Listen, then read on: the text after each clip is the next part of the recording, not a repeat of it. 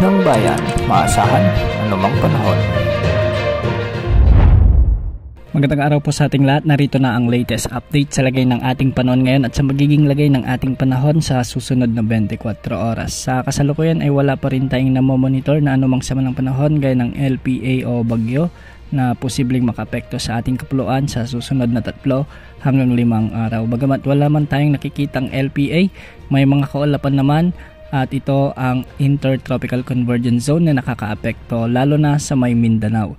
Dahil nga sa Intertropical Convergence Zone o ITCZ, ito yung banggaan na malamig at mainit na hangin, ay magiging maulap ang mga papawirin na may mga pag-ulan at thunderstorms sa may Davao Region, Zamboanga Peninsula, sa may Sorsogon, sa may BARMM, kasama na ang Palawan. Pinag-iingat natin ang ating mga kababayan dito sa banta o posibilidad ng mga biglaang pagbaha o pagguho ng lupa, lalo na kung may mga katamtaman at minsan ay malalakas na pag-ulan.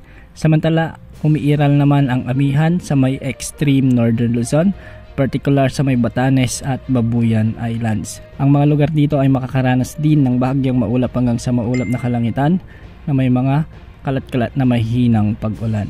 Samantala sa Metro Manila at nalalabing bahagi naman ng ating bansa, particular sa may Visayas at nalalabing bahagi ng Luzon at Mindanao, ay magiging bahagyang maulap hanggang sa maulap din ang mga papawirin na may mga kalat-kalat na pag-ulan at thunderstorms, at ito ay dulot naman ng umiiral na easterlies. Posible rin ang banta ng mga biglang pagbaha o pagguho ng lupa lalo na kung may mga umiiral na severe thunderstorms. Para naman sa lagay ng mga pag-alon sa ating mga karagatan, ang silangang baybayin ng ating bansa ay posibleng umabot ng mga pag-alon hanggang 2.5 meters, samantalang sa nalalabing baybayin ng ating bansa ay posible ring umabot ang mga pag-alon hanggang 2.1 meters. Bukas, unti-unti nang mawawala ang epekto ng Intertropical Convergence Zone at posibleng easterlies na lang ang siyang mangingibabaw na weather system sa ating bansa. Kaya asahan muli ang unti-unting pagtaas ng temperatura at pagtaas ng heat index sa maraming lugar.